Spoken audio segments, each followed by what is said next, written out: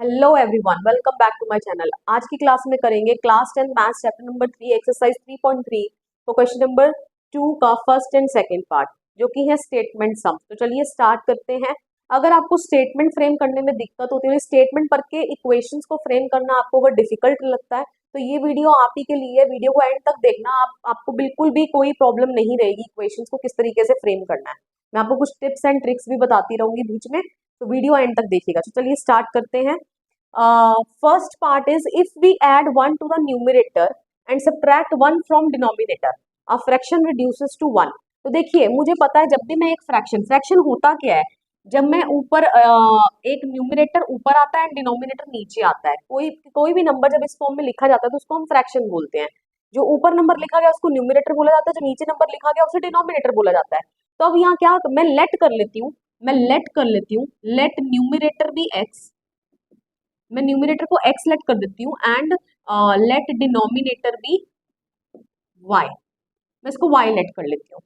ठीक है, अब वो बोल रहा है if we add 1 to the numerator.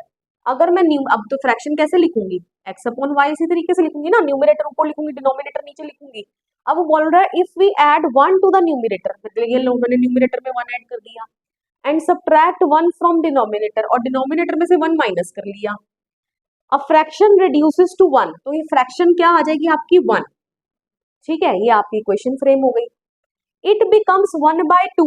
अब ये सेकंड स्टेटमेंट बनेगी। सेकंड स्टेटमेंट स्टार्ट हो रही है कि यही जो आपकी फ्रैक्शन है जो आपने x/y लिखी थी, इट बिकम्स, ये क्या बन जाती है, 1/2 बन जाती है if we only add 1 to the denominator. अगर हम सिर्फ डिनोमिनेटर में 1 ऐड करें और ऊपर कुछ भी ऐड ना करें। ठीक है, और उसने बोल दिया व्हाट इज द फ्रैक्शन, तो बताइए फ्रैक्शन क्या है। तो चलिए, ये मैंने दो स्टेटमेंट पढ़ के दो इक्वेशंस बना ली हैं, और अब मैं थोड़ा सा इसको सॉल्व कर लूंगी, इक्वेशन फॉर्म में ले आऊंगी एंड देन सॉल्व करके हम देख लेंगे क्या है हमारी फ्रैक्शन। तो देखिए, ये यहाँ जाके मल्टीप्लाई हो जाएगा, this will be x plus 1 is equal to y minus 1। ठीक है, अब y को मैं इस तरफ को ले आऊंगी, सो y will be -1, this will B -1, यहाँ +1 है, ये उधर जाएगा तो -1 हो जाएगा, so this will B -2, minus minus plus होकर माइनस का निशान, so this will be x minus y is equal to -2। तो ये एक मेरी इक्वेशन बन गई। अब यहाँ पर भी मैं क्रॉस मल्टीप्लाई कर लूंगी, ये इसके पास आ जाएगा और ये इसके पास चला जाएगा, so this will be 2x, और ये 1 से कोई चीज मल्टीप्लाई होगी तो ये as it is same to same आ जाएगी, 2x माइनस वाई, वाई को उठाकर मैं इधर ले आई इज इक्वल टू 1। ये मेरी हो गई इक्वेशन नंबर 2। अब देखिए, मैंने आपको क्या बताया था कि मुझे कोफिशिएंट सेम करना होता है किसी ना किसी एक वेरिएबल का। यहाँ मेरे को प्रॉब्लम लेने की जरूरत नहीं है, मुझे कोई टेंशन की जरूरत नहीं है, क्योंकि यहाँ y के साथ 1 लगा और यहाँ y के साथ भी 1 ही है, कुछ नहीं है तो इसका मतलब 1 ही है। तो मुझे कुछ सेम करने की जरूरत नहीं है, मैं एज इट इज इस इक्वेशन को उठा के इसके नीचे लिख दूंगी। तो this will be 2x minus y is equal to 1। Okay, अब देखिए ये दोनों ही माइनस में है, ये प्लस में होगा तभी तो ये कटेंगे, एक प्लस का और एक माइनस का, तो इसका मतलब मुझे नीचे की जो भी नंबर लिखे हैं उनके साइन को चेंज करना है। ये प्लस का 2x है, माइनस का 2x बन जाएगा, प्लस का 1 है, माइनस का 1 बन जाएगा। तो ये लीजिए, ये दोनों आपस में कट गए, प्लस माइनस माइनस होकर बड़े का निशान, this will be -x, 2x में से x चलेगा तो 1x ही तो बचेगा, माइनस माइनस प्लस होकर माइनस का निशान, तो दिस विल बी 3, x से माइनस कट गया तो x की वैल्यू इज 3। जैसे ही मेरी x की वैल्यू 3 आ गई, आप उसको यहाँ सब्स्टिट्यूट कर लीजिए, तो ये हो जाएगा 3 minus y is equal to 1, so this will be 6 minus y is equal to 1, so this will be minus y is equal to 1 minus 6, so this will be -5, and -5 minus से minus cut गया, y will be 5, so your fraction will become x by y थी ना मेरी fraction, x by 5, तो x मेरा numerator था, numerator will be 3 and denominator will be 5, so fraction becomes 3/5, so here is the answer 3/5 I have already written here. So I hope so this much is clear. Moving on to the next part, 5 years ago। देखो ago जब हो जाता है ना तो past की बात हो जाती है, ये मैंने आपको last time भी बताया था।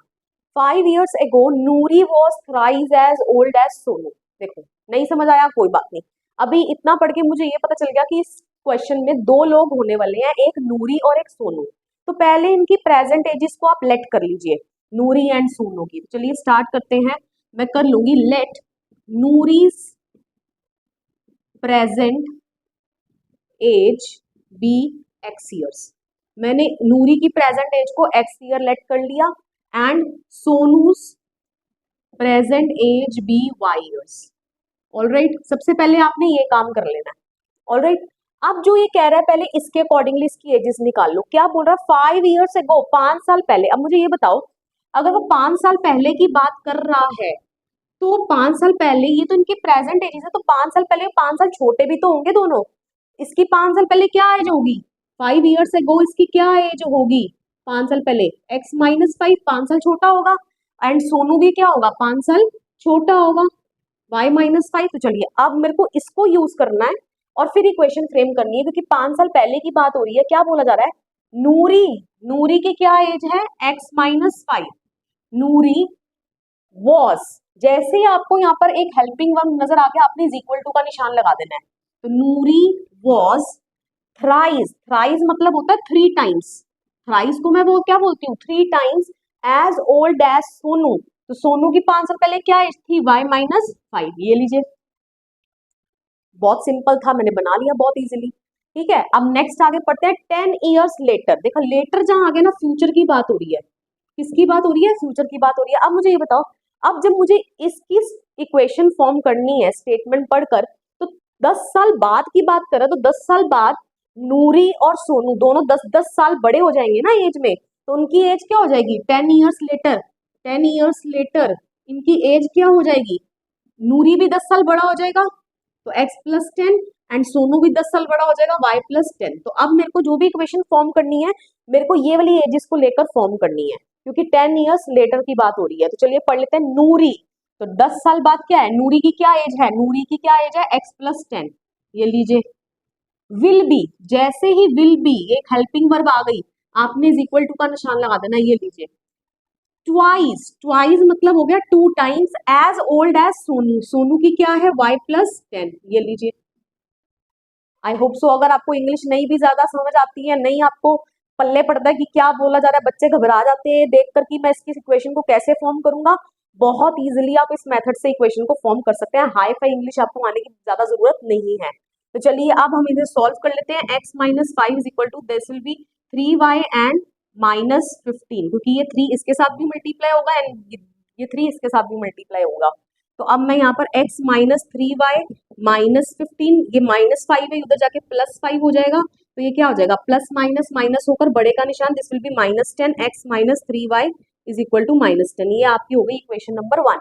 अब ऐसे ही मैं यहाँ पर भी इसको सॉल्व कर लूंगी। x plus 10 is equal to 2y plus 20। ये कैसे हुआ? 2 इसके साथ भी मल्टीप्लाई हुआ, 2 इसके साथ भी मल्टीप्लाई हुआ। तो x माइनस 2y 20, ये प्लस 10 था, उधर जाके माइनस 10 हो गया, so this will B 10 x minus 2y। तो ये मेरी हो गई इक्वेशन नंबर 2।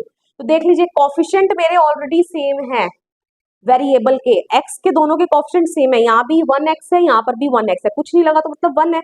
मुझे कॉफिशिएंट को सेम करने की जरूरत नहीं है, बड़ी इजीली मैं एलिमिनेशन मेथड से दोनों इक्वेशन को सॉल्व कर लूंगी। मुझे करना क्या है? मेरी एक इक्वेशन है x minus 3y is equal to minus 10, दूसरी इक्वेशन को उठाकर मैं इसके नीचे लिख दूंगी x minus 2y is equal to 10। अब देखिए दोनों ही प्लस साइन के है, तो इसका मतलब इस ये एक माइनस को होना चाहिए, तभी तो ये कटेगा, ऊपर वाला प्लस नीचे वाला minus.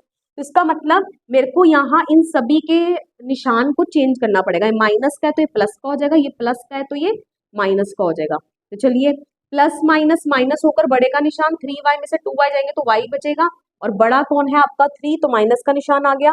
And this will be minus minus plus होकर माइनस का निशान, तो दिस विल बी 20। माइनस से माइनस कट गया, y की वैल्यू क्या आ गई? 20। तो चलिए देख लेते हैं।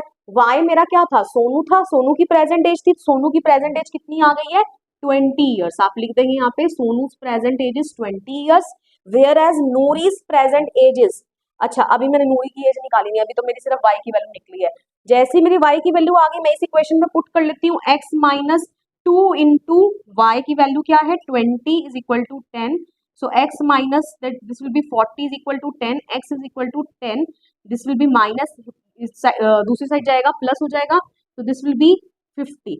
तो x क्या था आपका? नूरीज की प्रेजेंट एज थी, तो Noori's present age will be 50 years. ठीक है, I hope so this much is clear to you. तो मैंने यहाँ देखो आंसर लिखा है, नूरी की प्रेजेंट एज कितनी है? नूरी की प्रेजेंट एज कितनी है? 50, एंड सोनू की कितनी आई है? 20। आई होप सो आपको बहुत इजीली स्टेटमेंट से कैसे इक्वेशन को फॉर्म करना आपको पता चल गया है। नहीं भी पता चला है तो आप आगे के क्वेश्चंस भी देखिएगा, एक बारी वीडियो को पीछे से रिवाइंड करके देख लीजिए, आपको सब डाउट्स क्लियर हो जाएंगे। अगर फिर भी कोई डाउट रह गया आप मुझे कमेंट करके बताइएगा, मैं पूरी कोशिश करूंगी आपके सभी डाउट्स को दूर करने की। वीडियो अच्छा लगा हो वीडियो को लाइक कर दीजिएगा, दिल खोल कर शेयर कर दीजिएगा अपने फ्रेंड्स के साथ, एंड मेरे चैनल को सब्सक्राइब कर दीजिएगा। कमेंट करके जरूर बताइएगा वीडियो आपको कैसा लगा, इससे मुझे भी मोटिवेशन मिलता है। मिलते हैं नेक्स्ट वीडियो में जहां हम करेंगे इसी क्वेश्चंस के आगे के 2 parts. Till then bye bye.